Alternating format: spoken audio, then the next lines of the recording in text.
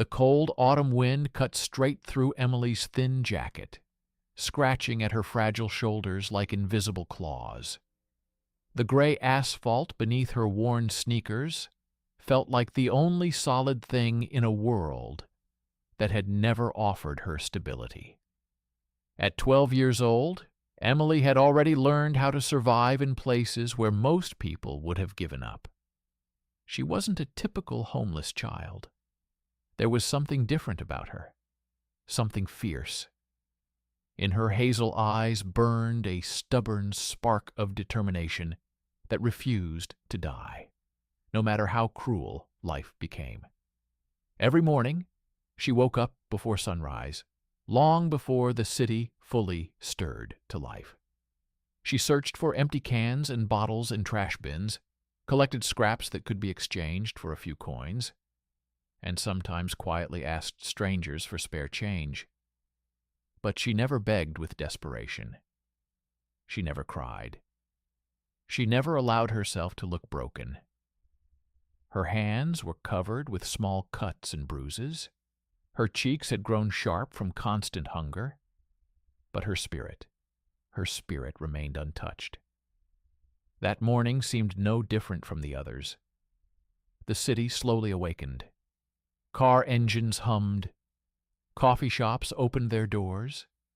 People hurried along sidewalks, absorbed in their own worries, their own schedules, their own lives, never noticing the small girl standing near a busy intersection. Emily watched the crowd move past her like a river that would never carry her along. "Please, can you help me?" she asked softly, holding out a dented metal cup. Most people didn't even turn their heads. She had long ago learned what it meant to be invisible. Still, Emily didn't lose hope. She knew one simple truth. If you don't give up, you can survive almost anything. Suddenly, an elegant woman walked past her. The woman wore a long beige coat, perfectly tailored, with dark sunglasses resting on her hair despite the cloudy sky. Everything about her screamed money, control, confidence. Emily hesitated for only a moment before stepping closer. "Excuse me, ma'am. Could you please help me? I just need a little money for food." The woman stopped. Slowly, she looked down, her eyes filled with open disgust. "Get away from me," she hissed. Before Emily could react, the woman shoved her, hard. Emily lost her balance and fell straight into a shallow puddle beside the curb. Cold, dirty water instantly soaked through her clothes, sending a shock of freezing pain through her body. Humiliation, pain, cold. But she didn't cry. She pushed herself up slowly, water dripping from her sleeves, and watched the woman walk away, without a second glance. Something inside Emily hurt more than the fall, but she swallowed it down. The entire day passed the same way, wandering streets, searching for warmth, trying to find something to eat. The city felt enormous and indifferent. People rushed by her as if she were part of the background. A shadow, not a person. That night she curled up inside a large cardboard box behind a grocery store. It wasn't much, but it was shelter. Wrapping herself in a thin blanket she had found in a dumpster a week earlier, Emily stared at the distant city lights. "One day," she whispered to herself, "everything will change." For now there was only the cold, the gray city, and the box that served as her home. Why does nobody stop? The question echoed endlessly in her mind. Deep inside, though, lived a quiet hope that someday someone would see her, truly see her. Her mother's words still lived in her memory. Sometimes you have to endure darkness before you find kindness. Emily didn't know if that was true, but she kept walking forward anyway. At that same moment, the elegant woman who had pushed her earlier, Victoria, stepped out of her car in front of an upscale downtown restaurant called Lumiere. Her heels clicked sharply against the pavement as she walked toward the entrance. Inside, she was preparing to end her marriage. In her mind, her husband had ruined everything: their happiness, their future, her dreams. Anger and resentment simmered beneath her polished exterior. As she passed the sidewalk near the restaurant, Emily noticed her again. She looks happy, Emily thought. A strange mixture of envy and admiration filled her chest. She repeated silently to herself, "She'll never be like me. She has everything." But the thought only made the emptiness worse. Inside the restaurant, the world felt completely different. Warm lighting, soft music, expensive decor. Victoria sat across from her husband, Daniel Carter, a successful businessman in his early 40s. He looked tired, worn down, unaware. As he excused himself briefly to take a phone call, Victoria moved quickly. From her purse, she pulled a small vial.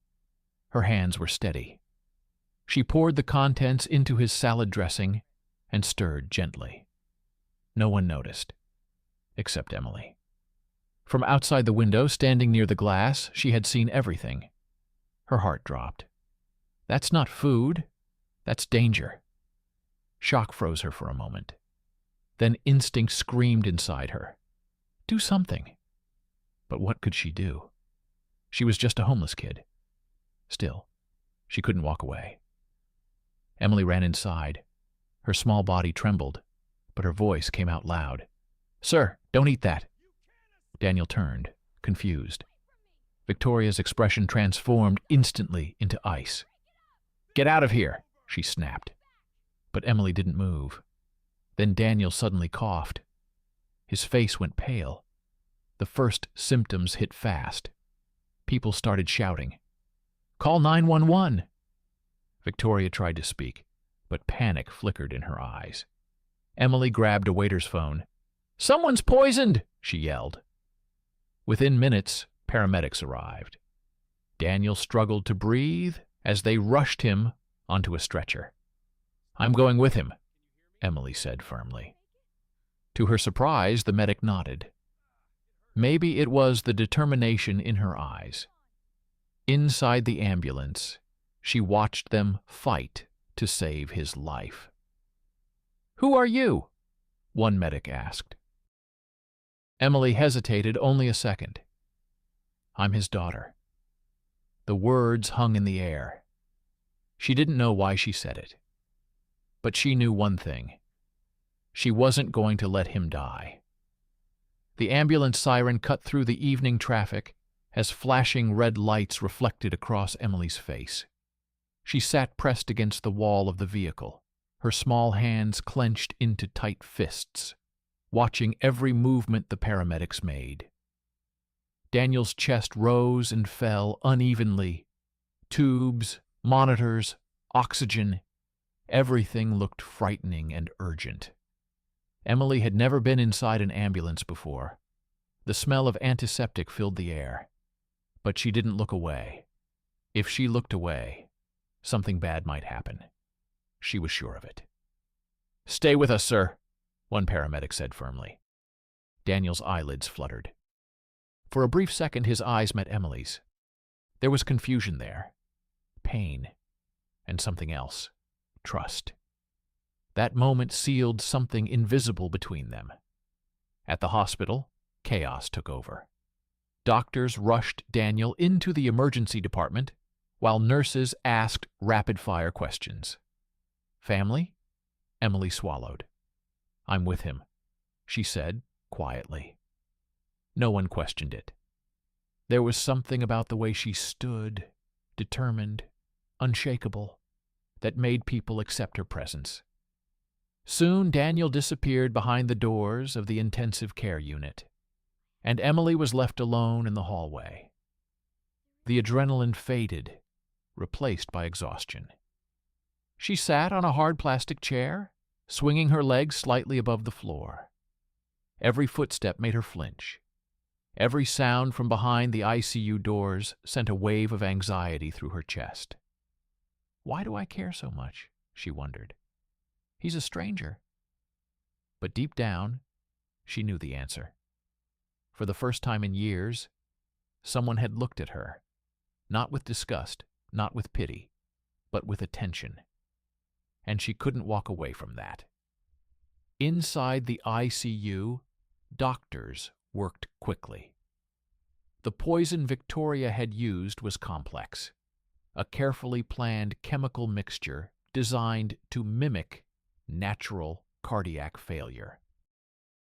Time mattered. Every second mattered. Hours passed. Night settled outside the hospital windows. Emily hadn't moved.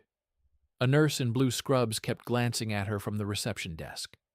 The sight of a homeless child waiting so patiently for news about a man she barely knew tugged at something deep inside her. Finally, movement stirred near the ICU doors. A woman approached. Victoria. Her makeup was flawless, her posture confident, but her eyes betrayed tension beneath the surface. "I'm his wife," she said coldly to the nurse. "I want to see him." "I'm sorry, ma'am. Only after the doctor updates you." Victoria's gaze shifted and landed on Emily. Recognition flashed, and anger. Emily felt her stomach tighten, but she didn't look away. Not this time. The hospital clock ticked forward. Hour after hour. Emily stayed.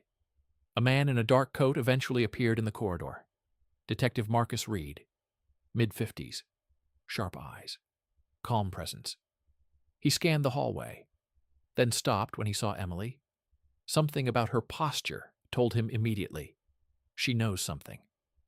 He approached slowly. "Kid," he said gently. "You were at the restaurant, right?" Emily nodded. And then she told him everything, every detail, every movement. How Victoria had poured something into the food. How she reacted afterward. Marcus wrote down every word. Daniel's poisoning had already seemed suspicious. Now it was becoming clear. This wasn't an accident. This was attempted murder. Near dawn, a doctor finally stepped out of the ICU. Emily jumped to her feet. "He's stable," the doctor said. "He's going to make it." Relief hit her so hard, her knees nearly gave out. Several hours later, Daniel opened his eyes. The room was dim, machines quietly beeping around him. The first thing he saw was Emily sitting beside his bed. She looked exhausted, but her eyes were bright. "You," he whispered. "You're okay," she said quickly. "You're going to be fine." His throat hurt from the breathing tube that had been removed earlier. "You saved me," he murmured. Emily shrugged slightly. Someone had to. Daniel studied her. She was just a child, thin, bruised, wearing clothes far too worn for someone her age. "What's your name?" he asked. "Emily. Do you live nearby?" She hesitated. "Not really." He understood. "You're homeless," he said, quietly. She nodded, but her chin lifted with pride, not shame. Something inside Daniel shifted deeply. "I know my wife did this," he said suddenly. Emily leaned closer. "Why?" Daniel exhaled slowly. "Money, control, freedom. She wanted everything without me. Years of manipulation, hidden financial moves, cold resentment. He had suspected for months, but never had proof. Until now." The door opened. Detective Reed entered. "I'll need statements from both of you," he said. Emily repeated her story again. Daniel confirmed his suspicions about Victoria. Strange phone calls, secret bank transfers, unusual behavior over the past year. The case was growing bigger. Much bigger. "We're already tracking her accounts," Reed said. "She tried moving a large amount of money tonight." Emily felt something unfamiliar. Purpose. For once in her life, she wasn't invisible. She mattered. Days passed. Daniel recovered steadily. Emily stayed nearby the entire time. Hospital staff began bringing her food, clean clothes. A social worker tried asking questions, but Daniel intervened. "She's with me," he said. And that was that. Their bond deepened quickly, formed through crisis, honesty, and shared vulnerability. "You're a hero," Daniel told her one afternoon. Emily's eyes filled with tears. No one had ever called her that before. Then Detective Reed returned with news. "We have enough evidence," he said. "She's planning to leave the country tomorrow. We're moving in." Emily's heart raced. This was it. The next day, inside a sleek law office downtown, Victoria sat with her attorney when the door burst open. Detective Reed stepped inside with 2 officers. "Victoria Carter," he announced clearly, "you're under arrest for the attempted murder of your husband." Shock crossed her face, then rage. "This is absurd!" But the handcuffs clicked around her wrists. Her perfect image shattered instantly. Daniel stood nearby, Emily beside him, holding his hand. For the first time, Victoria looked small, defeated. As officers led her away, she shouted protests. No one listened. Justice had already begun. Outside the building, Emily looked up at Daniel. "What happens now?"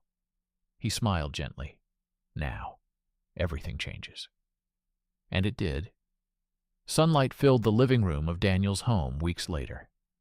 Emily sat on a soft couch, still not fully believing this was real. Her home. Daniel walked in, carrying 2 mugs of hot chocolate. "You comfortable?" he asked. She nodded, eyes shining. For years she had survived cold nights, hunger, loneliness. Now there was warmth, safety, care. "I spoke with a school today," Daniel said. "We're enrolling you." Tears slid down her cheeks, not tears of pain, tears of relief. Detective Reed later confirmed the case against Victoria was strong. Financial crimes, attempted murder, conspiracy. She was facing many years in prison. Justice was coming. But more importantly, Emily finally had a future. "What happens next?" she asked softly one evening. Daniel placed a hand on her shoulder. "Our new life," he said. And for the first time in years, Emily truly believed it. She wasn't alone anymore. She had found more than a home. She had found a family. And all because one small, brave girl decided to step forward when it mattered most. The sunlight pouring through the windows seemed to bless their new beginning.